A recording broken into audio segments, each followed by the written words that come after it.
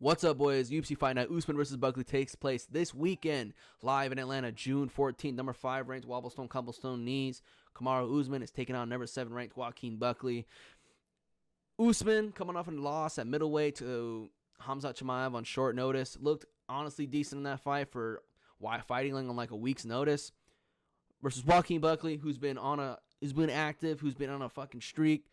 He beat Ruzaboev, he beat Luke, he's beat Stephen Thompson. Then recently he just beat Colby Covington late last year in December. Basically just made Colby Covington his bitch. I mean, who hasn't already? He's going to be taking on Kamaru Usman live in Atlanta. It's going to be a great scrap. Can't wait to watch it this weekend. It's going to be basically the winner of this fight determines who's going to get a title shot. Buckley wins, usually probably going to get a title shot or fight Ian Gary. Buck versus Cuck, let's go. Usman wins this fight. He's probably going to fight Bilal Muhammad. But anyways, I'm going to do a full prediction for every single fight on the card, from the early prelims all the way to the main event. Let's start off the early prelim opener of Jesus Christ. Jamie Lynn Horth versus Vanessa Demopoulos. Jamie Lynn Horth, she seems to lose every time she fights up a little bit higher in competition. Recently, she just lost to Miranda Maverick. Boring decision. Loss, of course. But when it comes to fighting bums, like Vanessa Demopoulos' level, she either gets it done by decision or by submission. So, in this fight, I see Jamie Lynn Horth winning decision. I don't want to go way too into depth in this fight other than just say that Vanessa Demopoulos has some robbery wins on her card. Robbery decision wins on her card. But again, anytime she fights anybody up in competition like Jacqueline Nakamura, she does lose. And in this fight, she's 11-7. That's all I got to say, dude. 11-7 in the UFC. How are you in the UFC? Why are you in the UFC at this point? 5'2", 59 inches reach, 34 inches of leg reach. She's moving up to a flyweight for this fight. She's usually probably a strawweight fighter, but moving up to flyweight, gonna be a little undersized, gonna be outmatched, gonna be set at the distance, get picked off for this whole fight. Jamie Lynn Horth gonna win a boring decision. That's why the odds are -600 for Jamie Lynn Horth and plus 440 for Vanessa Demopoulos. Jamie Lynn Horth's gonna win this fight by decision. That's all I gotta say. Unless Vanessa Demopoulos gets one takedown, then the judges sway the whole fight to her. For some reason, when it always goes to decision and it's close, she always gets it. It doesn't matter if her opponent outdid her in a bit, and the general consensus is that her opponent won. Vanessa Demopoulos will get a decision. I don't know what the fuck she's doing behind the scenes to Dana or these judges. She used to be a stripper. That's all I gotta tell you. Moving up the card, Phil Rowe versus Angelusa. Phil Rowe lost to Neil Magny. That's all I got to say. Angelusa, he has been losing recently. Lost to JDM in a scrap. But again, if you're losing to Neil Magny, I don't know if I ever want to choose you ever. Phil Rowe, he is fast, he is powerful, but he's just fucking stupid. I mean, retarded. Not stupid, retarded. A step further than that. 3 steps further than that. Retarded.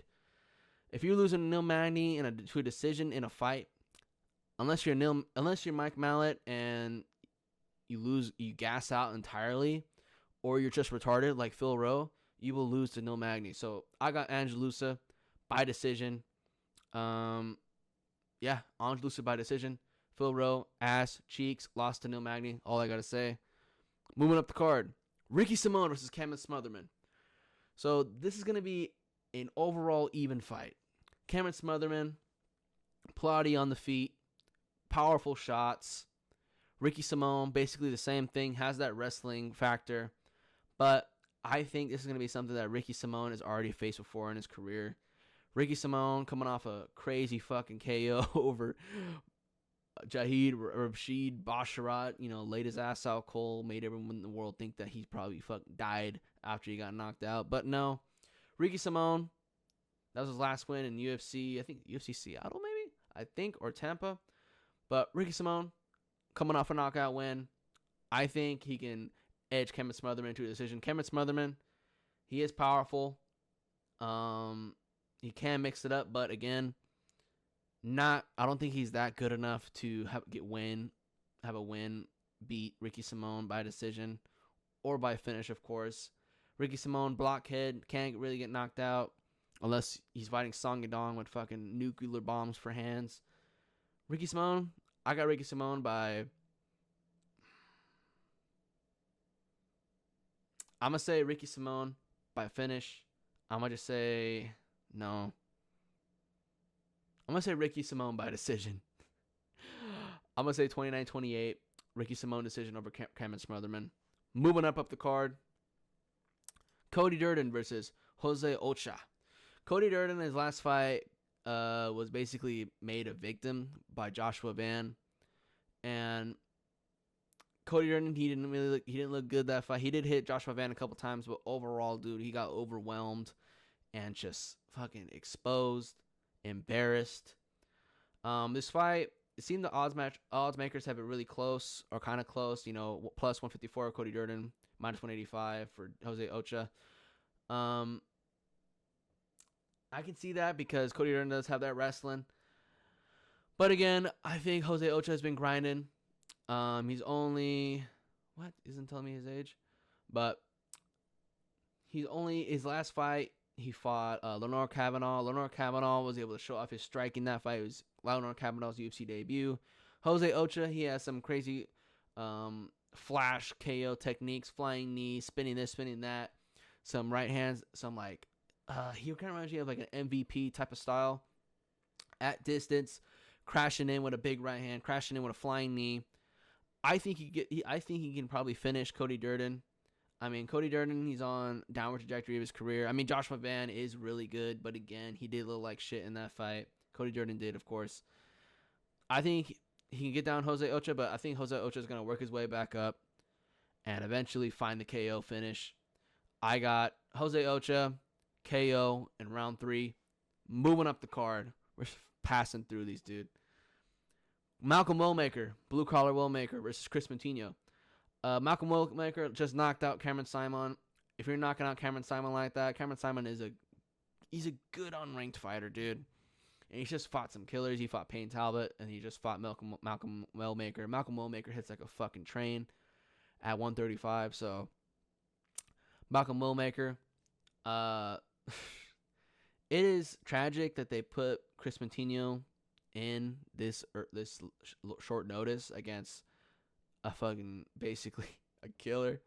But Chris Moutinho, if you don't, for some of you don't remember, did have the guy who had green hair who got fucking pieced up by Sean O'Malley and got the shit beat out of him. He did get cut from the UFC because he did lose by knockout after he lost to Sean O'Malley. And ever since he got cut from the UFC, he's been on a 5-fight win streak on the regional scene. And this is his ticket right back here in the UFC. Short notice fight against Malcolm Willmaker, a dangerous prospect. Chris Moutinho, he has had some momentum. I think this could be a lot closer fight. I think these two are going to scrap.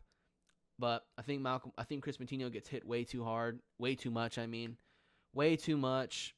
And the damage is going to show. I mean, Malcolm Willmaker, he doesn't need to hit you a lot. He can hit you with that one shot. I think Chris Moutinho can take a couple big ones.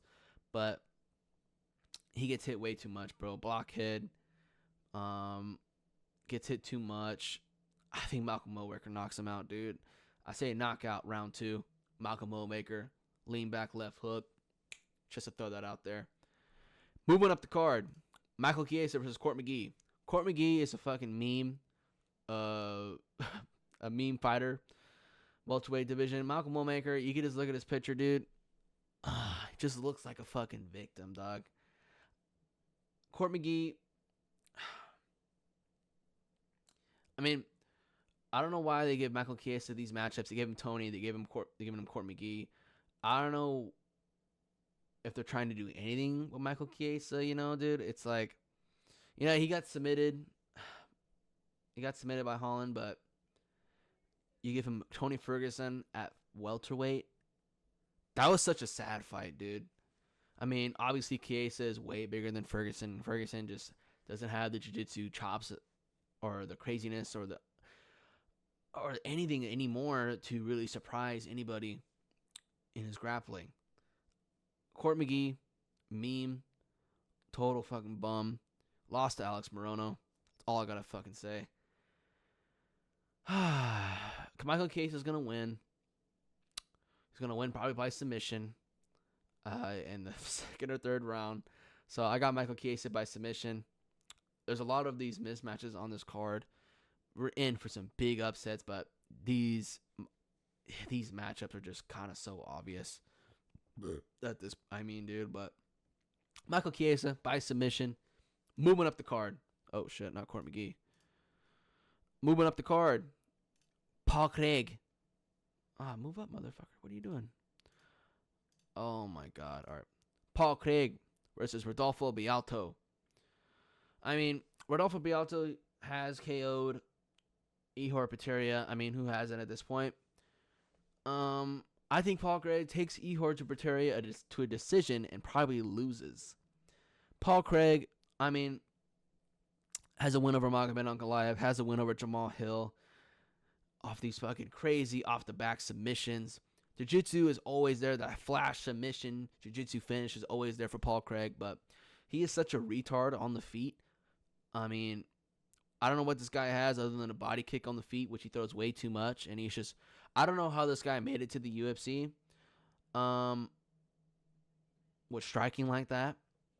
I mean, you're at the highest level in the world, and you're throwing just body kicks and try to stand on the feet and with your one strike, and then as soon as there's any adversity on the feet, guys pressuring you, throwing big bombs, you just fold and get fucking knocked out every time. Paul Craig, certified victim. Rodolfo Bialto, I mean, he is a blockhead, and he does look like he can probably KO Paul Craig in the first round. But I could see that somewhere if you want to have some fun. Just throw up a Paul Craig submission by submission, and hopefully win something like that. But the ideal, hold on, let me just look. Who has he fought last? I know he beat. Okay, split decision with Jimmy Crute. I think Jimmy Crute probably finishes Paul Craig.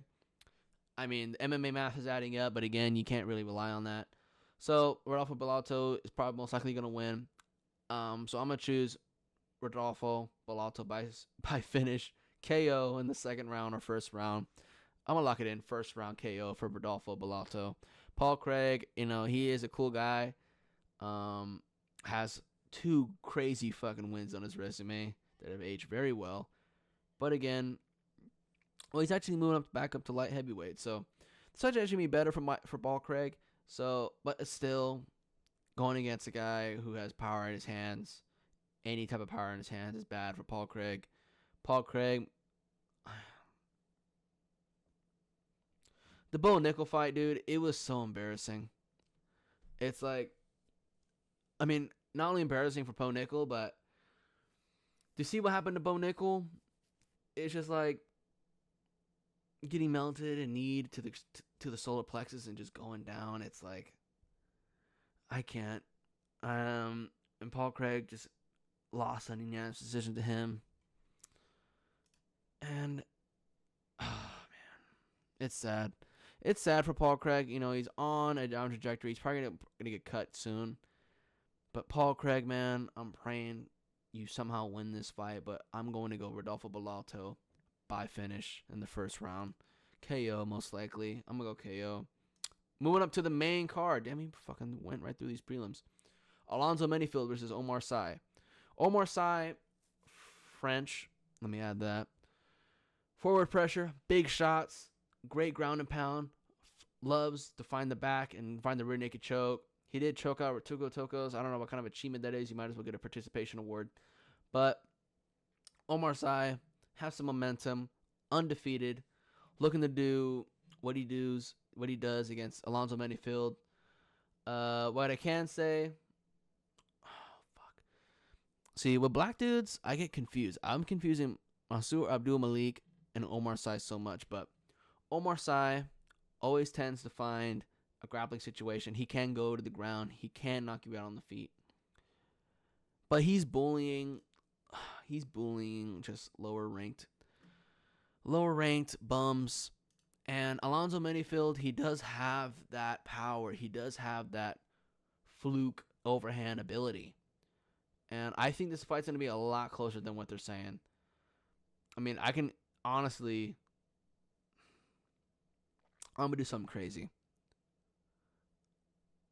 I got Alonzo Minifield by KO. Upset. Big upset.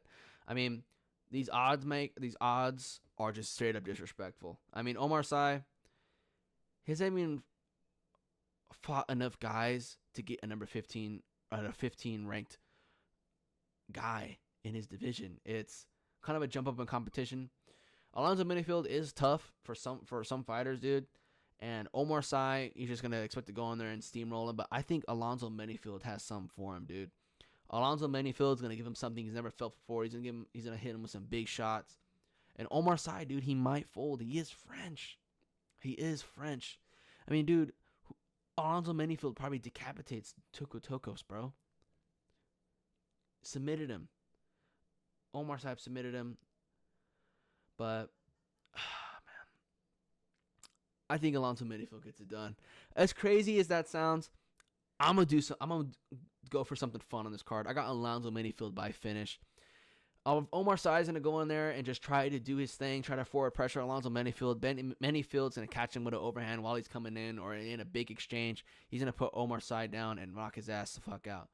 Let's go, Alonzo Minifield. I'm rooting for you, Bubba. Moving up the card. Next fight. Mansoor Abdul-Malik versus Cody Bummage. Cody Bummage is a bum. I do believe the odds are correct. Mansoor Abdul-Malik, kind of like Omar Sy, forward pressure, big shots on the feet, overhands, hooks are his main thing.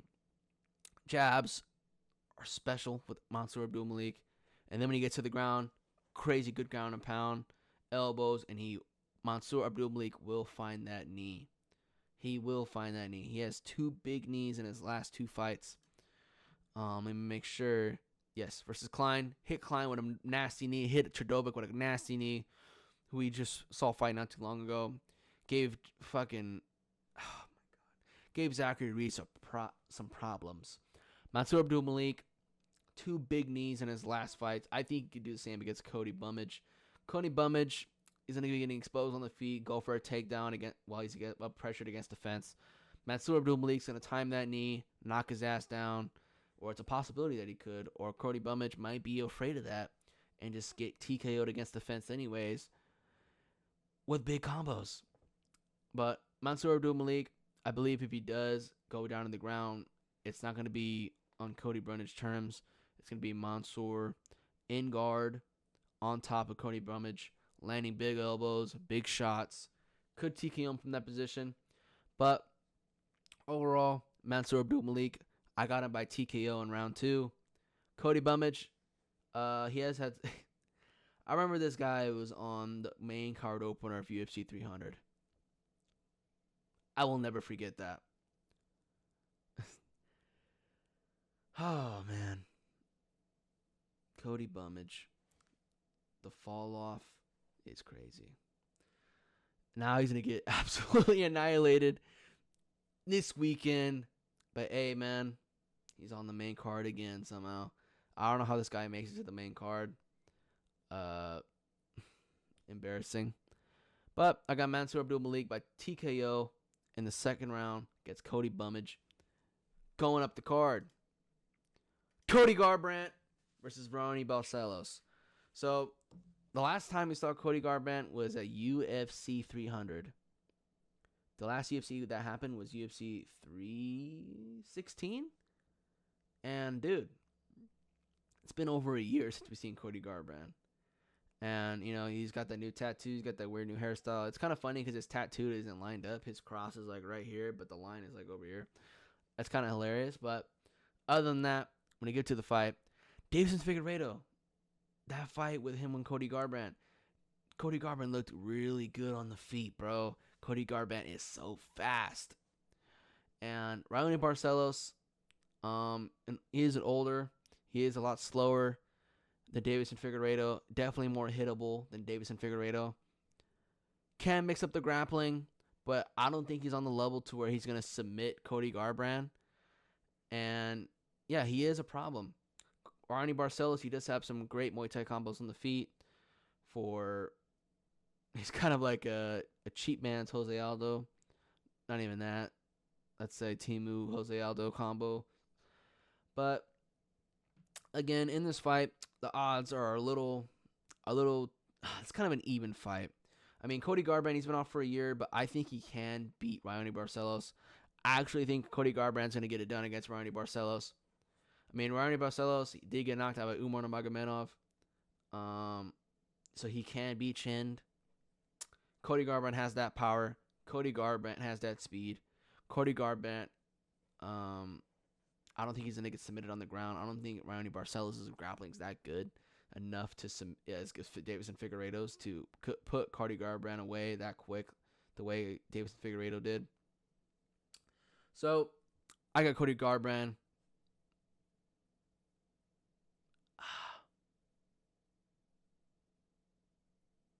Cody Garbrandt by finish, KO. A KO finish in round 1. I'm going to go with the underdog, plus 154, Cody Garbrandt by KO. Cody Garbrandt, even though he's coming off a loss and a long layoff, he is fast, dude. He is powerful. Rodney Barcelos is kind of a blockhead, dude. And he's plotty for a bantamweight, so that's kind of bad. It's kind of bad that fucking Payne Talbot lost to this guy. But I got Cody Garbrandt by knockout in round 1, dude. Cody Garbrandt, he'll get it done in 1. Moving up the card, Edmund Shabazian versus Andre Petrosky. Kind of like the same story for these two. Anytime they fight somebody higher than a bum, they lose. But Edmund Shabazian has been in the UFC for a while. He was on his winning streak in 2019, and as soon as he fought Derek Brunson, he did lose. And anytime he went up in more competition, he fought Jack Hermanson after that. So Edmund Shabazian is basically the gatekeeper at middleweight. He is basically the guy to fight before he entered the top 15, the top 10. So, and they're back here now. Edmund Shabazian has fought the better competition. Andre Petrosky, dude, this guy literally got knocked out by shooting a takedown and fucking slamming his head into someone's hip. He knocked himself out. Since then, he's been on a 3-fight winning streak, but not against anybody good, bro. I mean, Petrosky is built, and I remember when Michel Pereira moved up to middleweight, this was the first guy that he fought, Andre Petrosky, chinned him with the right hand down the middle. If there's anything that we've seen from Edmund Shabazian's career, that 1-2 down the middle is nasty, my brother. So I see Edmund Shabazian finish in round 1. Edmund Shabazian finish in round 1. 1-2 down the pipe. Puts Petrosky down. Edmund follows it up. Knocks him out. I could see it happening. It's happened to Petrosky before. That's something I believe that Edmund Shabazian can land against Petrosky. Especially fresh in the first round. So I got Edmund Shabazian by 1-2. Straight down the pipe. KO in round 1. Moving up the card. That was a feature fight? Co-main event. Rose Namajunas versus Miranda Maverick.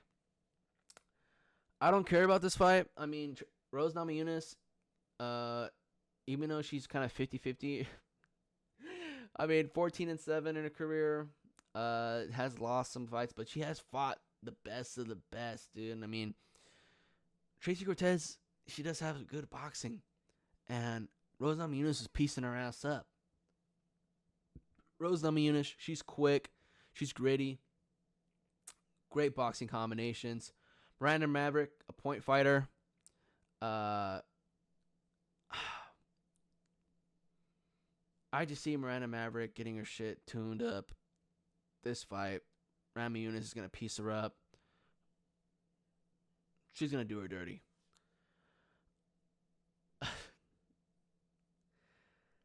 This fight does not matter at all. I mean, it's like, this fight is so meaningless and so unimportant. I mean, who gives a fuck about Rose Namajunas anymore? But Rose Namajunas, she's been in with the best of the best. Loses close fights, but she's not gonna lose to Miranda Maverick. Miranda Maverick is a point fighter. She's not going to have Rose Namajunas in any type of danger. But Rose Namajunas, I believe she can get it done by decision. Schools her, Miranda Maverick, over the 3 rounds. Rose Namajunas, 29-28, or probably two 29-28s and 130-27 for Rose Namajunas. Moving up the card. I went through that quick. The main event. Kamaru Usman versus Joaquin Buckley. So, we all know Kamaru Usman has a problem. These things right here.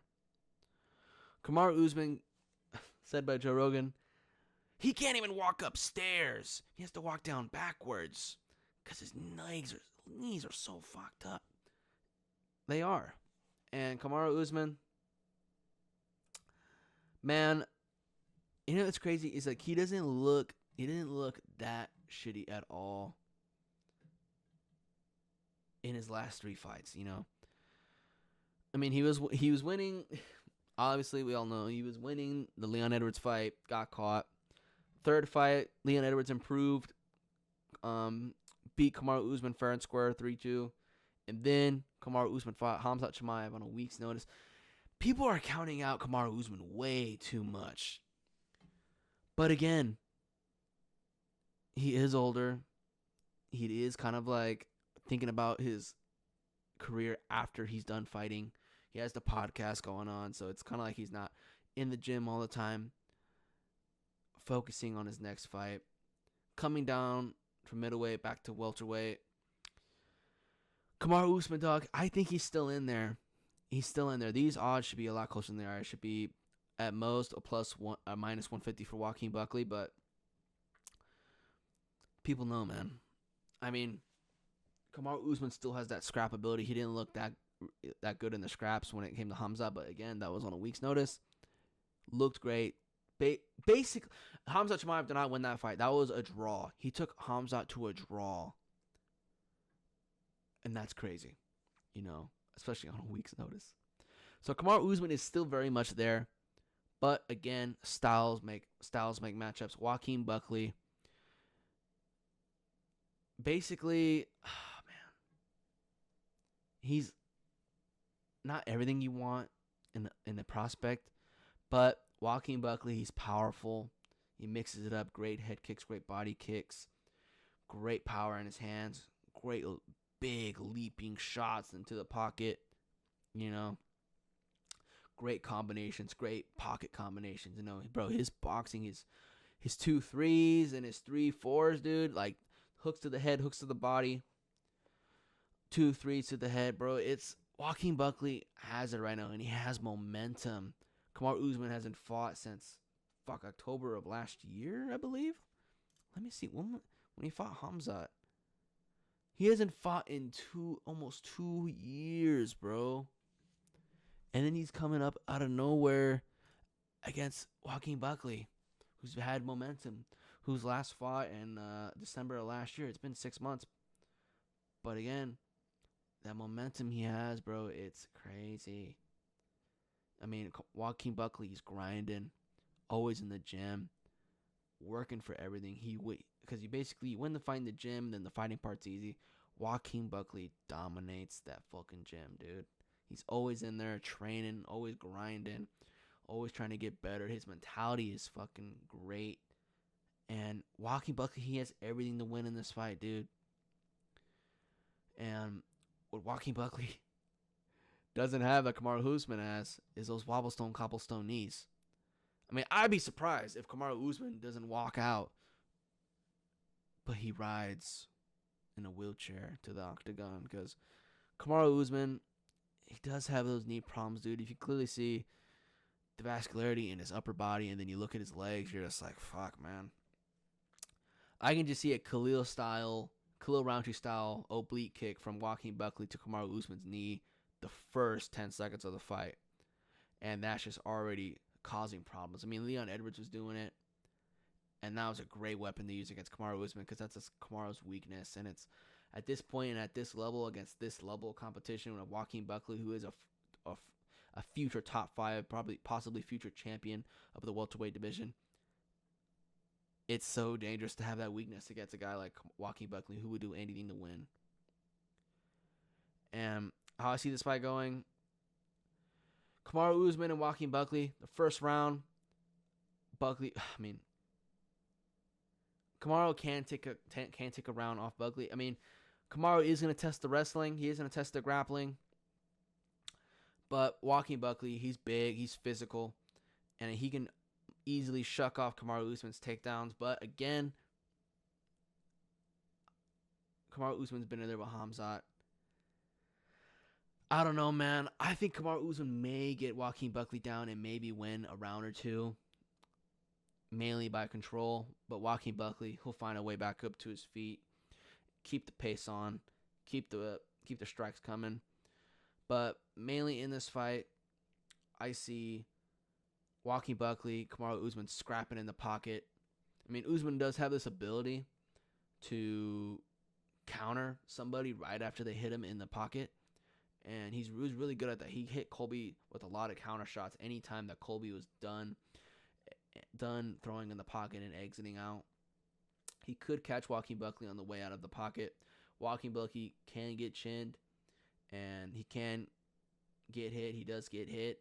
So that is a possibility in this fight. Kamaru Usman could land like a looping shot while Joaquin Buckley's leaving the pocket after a good scrap. But most likely what's going to go on in this fight, Joaquin Buckley is going to put the hands on Kamaru Usman, dog. And then Usman, let me think about it. I mean, last time he fought somebody as powerful as Buckley was like Gilbert Burns, and Gilbert Burns dropped him in their fight. And I do see, well, he didn't drop him, but he stumbled him. Basically did like a pistol squat to the ground and then just stood right back up. He obviously got rocked, but I think Joaquin Buckley is going to put the hands on Kamaru Usman. He's going to put the boxing on him. He's going to mix the head kicks in. And he's going to use those oblique kicks. If he doesn't use those oblique kicks, he's a fucking idiot, dude. Joaquin Buckley's going to mix it up. He's too powerful. Kamaru Usman has a raging, like, basically a target around his knees. He's saying, hit me here. And Joaquin Buckley's going to mix it up. He's going to put the hands on him. Kamaru Usman hasn't felt the power of somebody like Joaquin Buckley in a while since Gilbert Burns when they used to fight in the Apex over COVID. So I see Buckley putting the hands on him, and I do see Kamaru winning some exchanges, possibly trying to initiate the grappling, maybe get Joaquin Buckley down, but Joaquin Buckley will get back up. And I'd say round 3 TKO from Joaquin Buckley. Joaquin Buckley is just too powerful, too explosive. It puts on a great pace. Always in your face, always trying to fucking knock your fucking head off, but seems to have the cardio to do it. And yeah, man, that's what I see. Kamaru Usman has a great jab, but again, but Kamaru Usman's inactivity, and he's getting older, and it's just not really participating in the fight game as much anymore. He's not in the gym. While Kamaru Usman was out sitting on the couch after losing to Hamzat, like contemplating his life, doing podcasts, Joaquin Buckley was in the gym grinding. And I think Kamaru Usman, your time is up, buddy. Buckley, 3rd round TKO against the fence. Usman goes down. Joaquin Buckley lands up a few follow-up shots. Usman's out cold.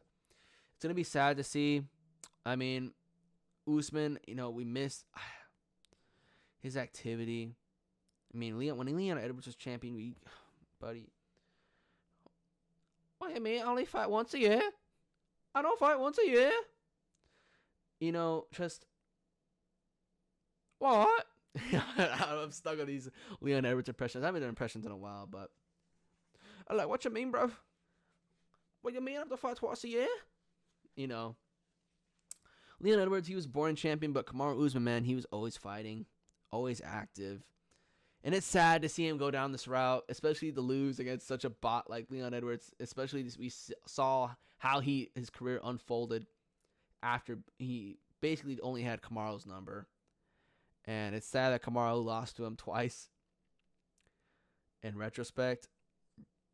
Because Kamaru Usman, dominant champion, second best welterweight of all time by GSP. Great career, but your time is up, buddy. It's over. It is so over. Buckley's going to put hands on him. He's going to mix it up. He's going to stomp Kamaru Usman's knees. If he doesn't break Kamaru Usman's knee with an oblique kick, he's going to knock him out in round 3 against the fence. But that wraps it up for me, dude. Those are all my predictions for each and every single fights on the card. Again, Joaquin Buckley's going to put hands on Usman, knock him out in round 3, or snap his knee with an oblique kick.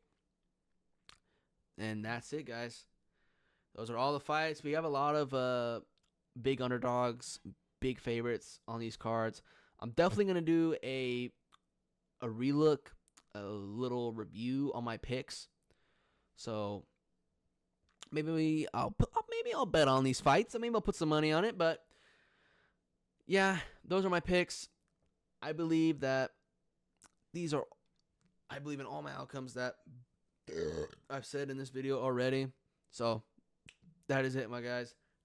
I'll see you guys. I'll probably put another video out this week. I'm going on vacation this week again. I'm going to be out camping again.